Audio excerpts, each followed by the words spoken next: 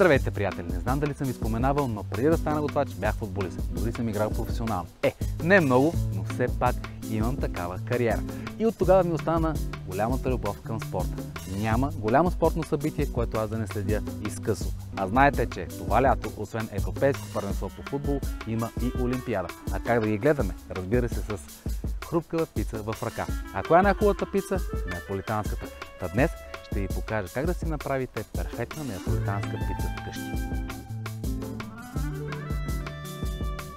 Започваме с приготвянето на пулиш или с предварителното тесто, предварителната ферментация. 300 грама брашно, 300 грама вода, 3 грама мая и 5 грама мед.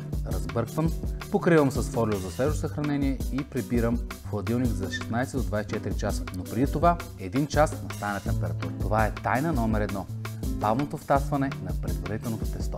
След това изваждаме предварителното тесто да престои 20-30 минути на стайна температура и го разбъркваме с 400 грама вода, добавяме още 2 грама суха мая и накрая останалото брашно, което е 700 грама. Овкусяваме с 20 грама сол и 30 мл зехтин. Замесваме меко и еластично тесто, от което се оформят 6 топки. Оставят се да втасат на стайна температура между 2 и 4 часа. Намачваме доматите от консерва, овкусяваме с сол и зехтин. Нарязваме моцарелата на купчета, разточваме една топка от тестото, намазваме с доматения сос, отгоре купчета моцарела, няколко листа босилек, поръсваме с настърган пармезан и завършваме с малко зехтин. Печем на висока температура. Това е и тайна номер 2. Бързо изпичане на висока температура. С Уит Етна Ротанте пещ за пица приготвяме най-добрата домашна пица за по-малко от 90 секунди. Пещта се загрява от 0 до 500 градуса за по-малко от 15 минути. U-образната основна горелка за идеално равномерно разпределение на топлината.